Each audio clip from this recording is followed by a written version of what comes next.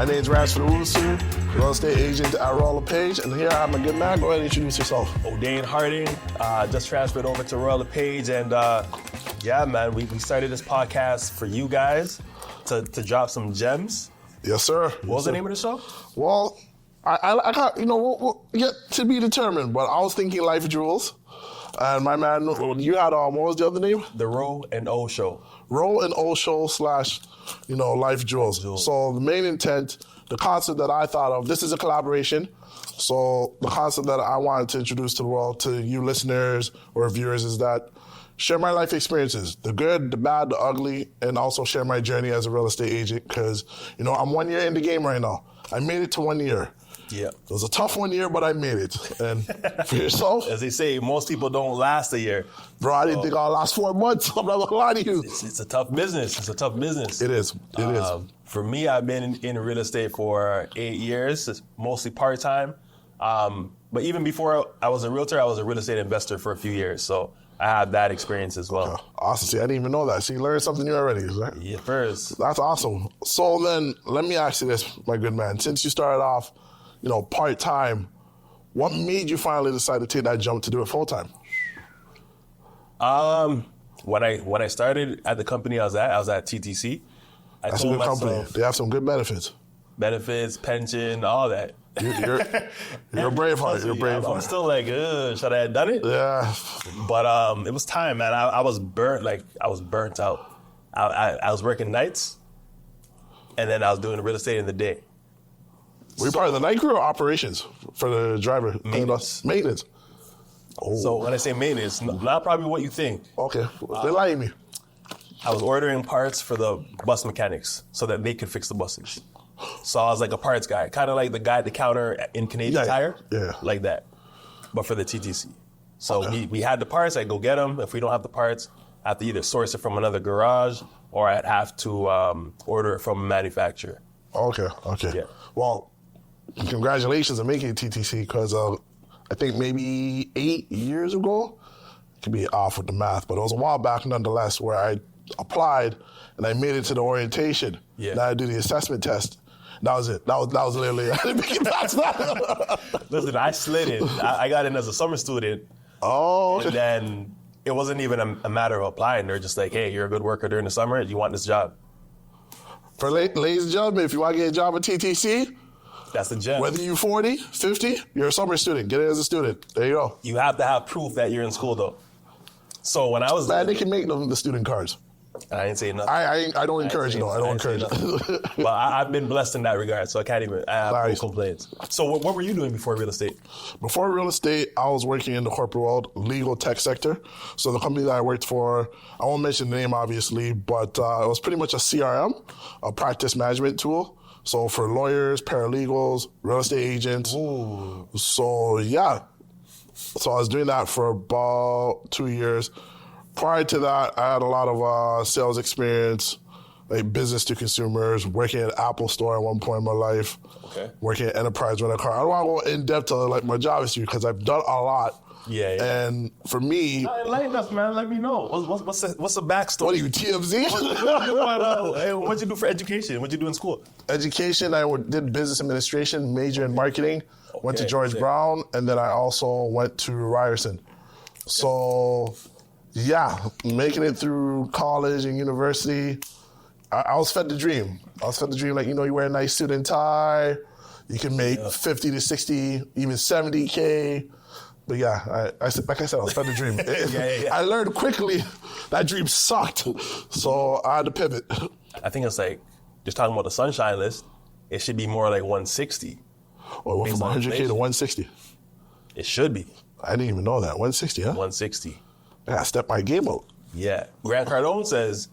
scam Cardone, as I call him. I'm joking. Oh, no. One of those, eh? I rate him based on his business teaching principles, but he says you should be making $250K. That's the way to get out of the rat race. Minimum. What people making $250 is they feel entitled to the nice shit. Yes. Right? So it's like, okay, I need that Rolex now. I need that nice That's not a need. Now. That's a want. That's a want. Let's be clear. That's a want, not a need. That's a want, 100%. 100%. And a lot of us want our wants. And when we have the access and ability to get it, we get it. We don't have the delayed gratification that other successful people have, and you don't have to have it, but you have to be smart with your money if you have certain aspirations. Fair. And I like how you brought up delayed gratification. Yeah, I think that's something that should be taught in school, man. Like financial literacy, delayed gratification, and money management. No one ever taught me that stuff. No, I'm learning the hard way. We want to take a detour in this conversation. We can talk about anything, man. We can talk about dinosaurs out here. Here's a gem. I think the biggest thing we should have learned in school is how to treat people and how to interact in relationships. Because that is probably the biggest and most impactful thing we have in our life. I say that because... Okay, you're making me think. What? Right now, what we're doing... Yes. It's building a relationship. Correct. Obviously not romantic. Pause. Make sure pause. Diddy. None of that. Oh, man. Like your friends, relationships, your romantic partners, relationships, even like your parents, it's relationship. Yes. People at the front desk, relationship. Yes, sir. Everybody you interact with is a relationship. And if you don't know how to act and be in that, and how to have conversations and how to communicate, then you're going to have problems. That's a fact. Yeah. All right, so let's segue into real estate. Like so far, you have way more experience. You got 8 years, I got 1 year. What are some of the challenges that you've seen over the years as an agent? As an agent with my clients or just for myself personally? Wherever you want to go. Challenges. Inflation. Rule changes, making things harder. So when I wanted to invest, I was able to put down, this is 2011, 2012, I was able to put down 5%. Before I was able to purchase, the rule changed. If you're buying to invest, you got to put down 20%. Yes. That was one change, makes things harder. I think at one point you were able to put 0 down. That changed. Made things harder. See, I didn't even know that, to be honest with you. I thought you had to put minimum 5 at least. Now. Okay. But before, no, 0. Back in the day, I know people who have put down $7,000 to buy a pre-construction condo. Easy. The process was easy. Okay. Prices were much cheaper. Then they added the stress test, which made things harder, of course. Prices took off.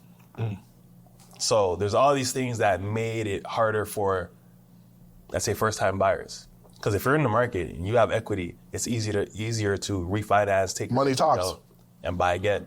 Yes. Right? But if you don't have that initial investment, inflation where it is, it's not just real estate, it's your daily activities, it's your gas, it's your food, things that you need. How do you save a down payment when everything is higher in price and your wages, your income is still flatline?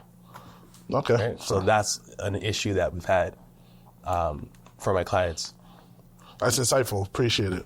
So for myself, being a newer agent, challenges I've been facing is building the database. So getting the clientele. Yeah. So, I don't think you have a problem with that. Believe it or not, I do have a problem with that. The reason I say I have a problem with that because I'm comparing myself to agents that have been in the game for 10 plus years, which I shouldn't. No, you shouldn't. I shouldn't, but that's because I'm competitive and I want to get to that level that they're at. Getting out of my comfort zone has been a big challenge. Right. Because no one's going to... I got this from a fellow agent, very, very wise lady, and she said it best. No one's going to do business with you if they don't know you. So you have to 100%. Put yourself out there. Yeah. But I'm so used to being so isolated, secluded, that's tough for me. So that's 100%. Something I'm still working on a daily basis. Okay. So that's some food for thought. Okay. It's a lucrative business if you treat it like a business and you have the discipline and the commitment and the work ethics as you mentioned, but it takes time. Yeah. So for the listeners and viewers that have any aspirations of becoming a real estate agent, it takes time. I like to say this as well. Make sure you have a good support system. It doesn't have to be a big one. Just make sure you have a good support system because it's a lonely business. It's a very, very lonely business starting off. Also, don't get discouraged if your friends and family are not able to, give you your first deal because you're not in a position. Because you're going to realize your first couple transactions, I'm speaking for myself right now, first couple transactions came from complete strangers. when I thought it would have been family and friends. So I had to learn to know that, with family and friends, if they're not in a position to do business, I shouldn't take it to heart. Easier said than done. I tried. You said if they're not in position to do business? Yeah. Okay. Yeah, if they're not in a position, to be clear. How have you ever been in a position where someone uses another realtor? Oh, bro, that happened to me a couple months ago. Oh, a lot of sleepless nights, man. It's a sting. Oh, it hurts. But I understood. Okay. And another thing in this business, you have to have an abundant mindset. Yeah. Yeah. Again, it sounds so freaking corny saying it, but you have to have that abundant mindset. 100%. So yeah, when my friend, informed me that he purchased property, I'm not gonna say where. Want to make sure the person remains anonymous, but when he told me the number, bro, I felt it. Yeah. I felt that would have been a nice commission check. But as I said earlier, it's not just about the money. More importantly, it's about providing that value, building a relationship, and as you stated yourself, having the discipline, being committed, and having the work ethic, showing up. Eventually, you're going to get the people that want to work with you. So right now, my mindset in this game is, if you want to work with me, I'm going to go above and beyond. Yeah. If you don't want to work with me, sayonara. Yeah. I'm okay with that. It's still hard because, obviously, you want to pay your bills, you want to provide for your family, but you have to have that strong mindset. 100%. 100%. Yeah, I agree. Like, it's happened a few times where someone I know does a deal, and it's like, damn, you didn't even think about me. You didn't even care. But, there's always reasons for it. A lot of times it could be, I didn't want to jeopardize the friendship. Right? But it happens. It's part of the business. It happens to the best realtors. It happens to the worst. It's just a matter of continuing on and not letting it affect you and take you all the way down. Agreed. So let me ask you this. Yeah. Let's say because this happened to all of us at some point in our lives, right? Yeah. What do you do to get yourself out of a slump? If you're having a bad day or a bad week? There's a lot. Sometimes I meditate. I do gratitude journals. Anybody that I see that on the Instagram. Yeah. Oh, I do. Give me the Instagram plugs after the show. Yeah. But yeah, gratitude's big. Right now I'm reading a book on I can't remember the name. It's by Daniel Amen. He's a brain doctor in the States. But it's something about your negative thoughts, like getting rid of your negative thoughts pretty much. Like you can't control the negative thought from coming, but you can try to suppress it, or you just think about positive. Okay. You just have to overcome it by thinking about the good. And right. Is there really a negative thing? I mean, yes, we have positive and negative. Where are you going with it? It's just a question because it's a lot to do with how we perceive things. Okay. Right? I see where you're coming from. Without the light. It's darkness. Right. So lightness, there is no really dark. It's just the absence of light. Oh my gosh. So is it really negative or is it just a lack of positive? Okay. So, for example... different outlook, all right. Yeah, and I mean, there's bad situations that happen. I was about to say that. 100%. I'll take a light one. My car was hit in a parking lot the other day. Yeah, I saw that in your story, yeah. I could look at it as like, oh, this person hit my car and didn't... he ran off and didn't say nothing, didn't leave a note. I will admit, that's how I would have felt.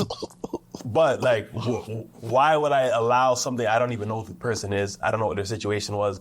That's fair. They could have been in an emergency situation where, I have to get this kid to the hospital right now.